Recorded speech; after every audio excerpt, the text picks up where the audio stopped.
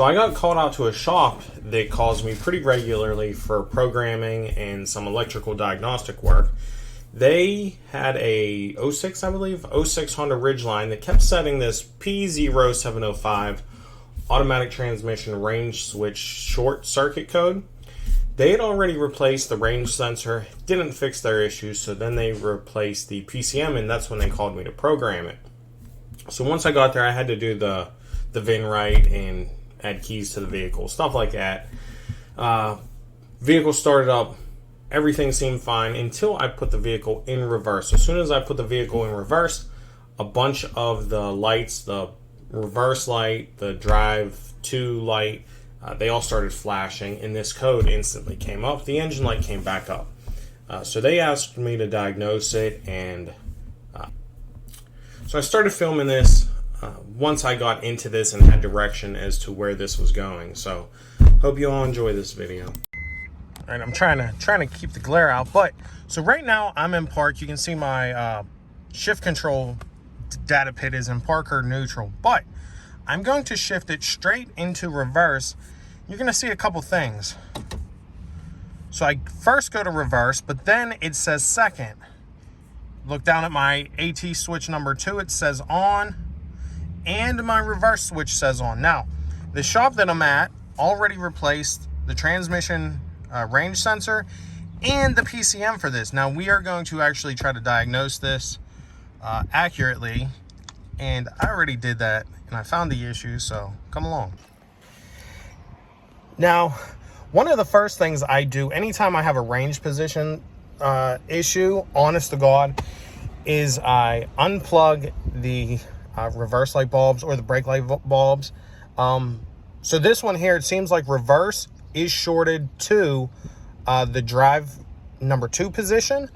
So anytime I have a reverse issue or an issue, only when I'm holding the brake, something like that, I disconnect the brake bulbs, only because I've been burnt 100, maybe not 100, but if you work on Toyotas, especially older Toyotas, you know that they have an issue with the wires breaking in the trunk where the trunk opens and closes. And if your ground wire breaks for your reverse bulb, you'll have electricity backfeeding through, and it will cause a range sensor code. Now, I've been burnt by this enough times where I just disconnect the bulbs. I already did that. This didn't fix the issue. So now we got to figure out, do we have a bad range sensor or do we have an electrical issue? All right, so I had already filmed this. I did a terrible job getting the glare off the screen. You couldn't really read it.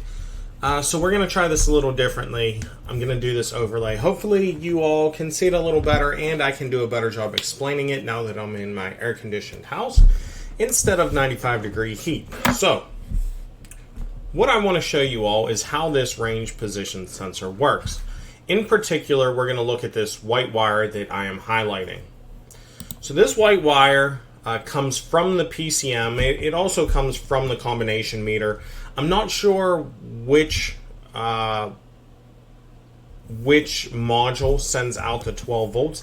It appears if you follow this white wire, it goes to another screen, but it's going to come back on pin 6. It looks like this 12 volts might come from the combination meter in order to light up the reverse light bulb, potentially. But regardless, one of these modules is going to send out 12 volts on this circuit when the circuit is open. When you close that circuit, it's going to use up all its voltage inside of the module. It's going to drop down to 0, right? So anytime you have a ground side switch circuit, something is going to send out voltage and something is going to switch it to ground, and the module is going to be looking at a 12 volt to 0 volt change. So we send out 12 volts most likely on this combination meter. If not the combination meter, we're going to be doing it on the PCM, one of the two of them.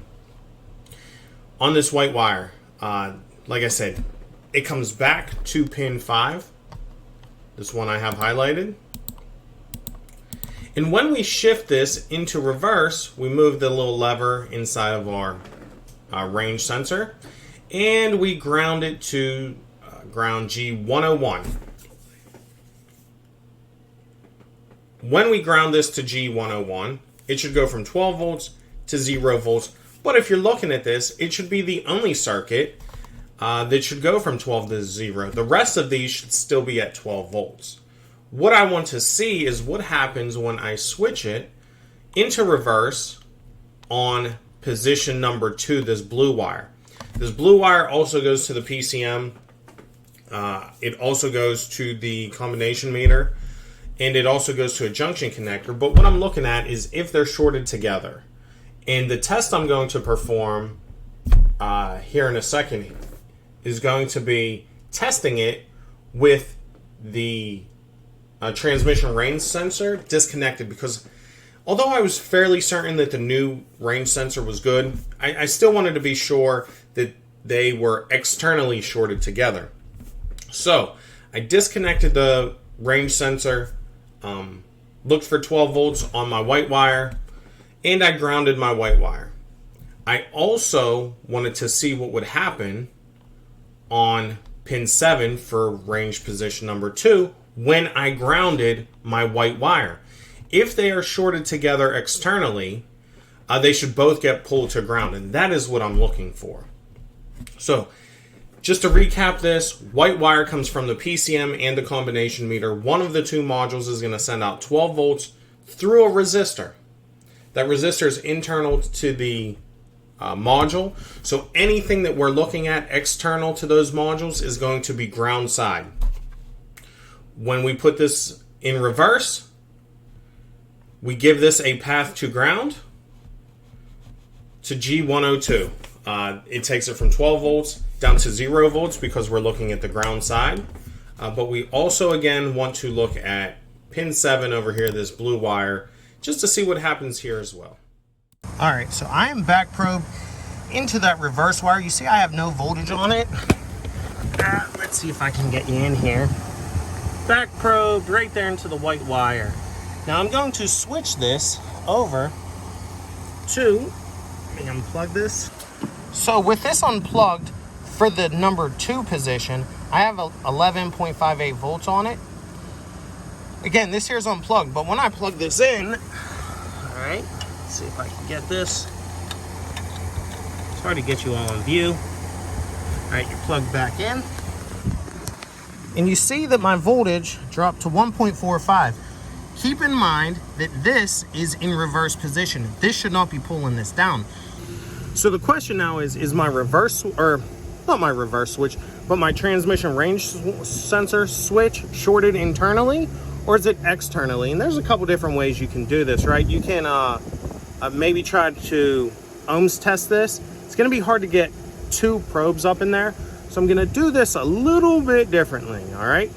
So I'm still back probed into my range position switch for the number 2 position. What I'm going to do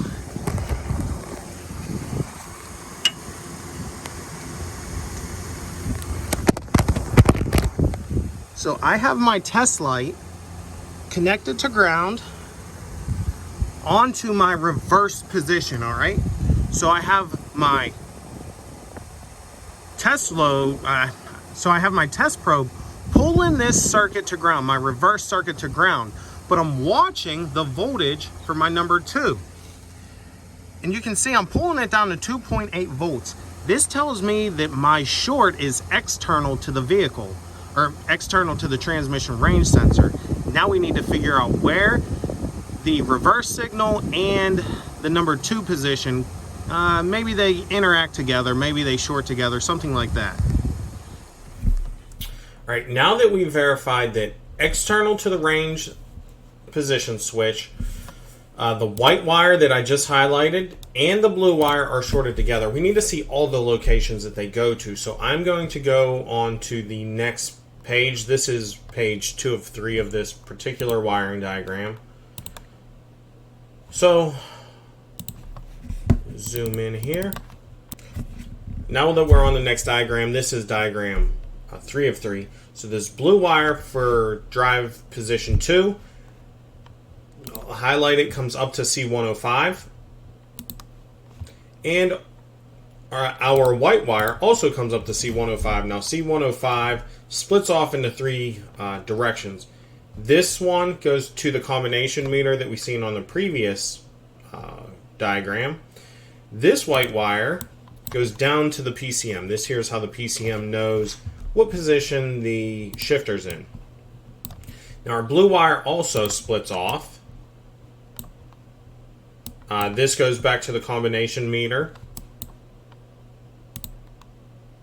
And this blue wire also comes down to the PCM. So we know our short is going to be combination meter, PCM, or connector or junction connector C105.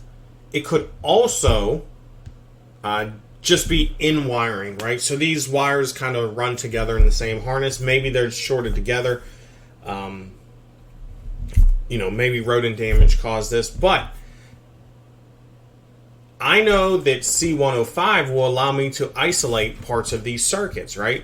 Because one of these goes to the PCM, the other one goes to the combination meter. So if I can take this junction connector apart, which just happens to be an easily accessible junction connector, I could start dividing and conquering this circuit. At least that was my game plan. So I went directly to C105, which is right in front of the right front strut mount. So that's where we'll follow up with this.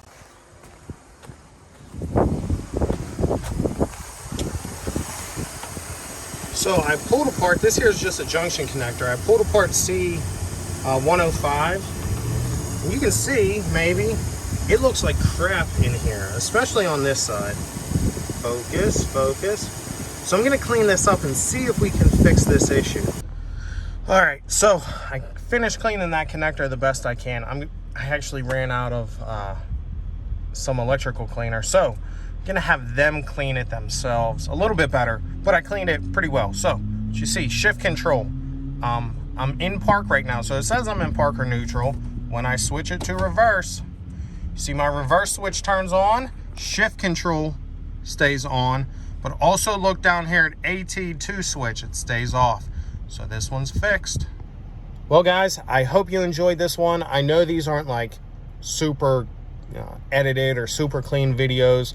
I'm going to try to make this better. I'm going to add some B-roll with some better explanations, because it's hard to do this with just a cell phone in a parking lot. And the last time I filmed a video, it was snowing.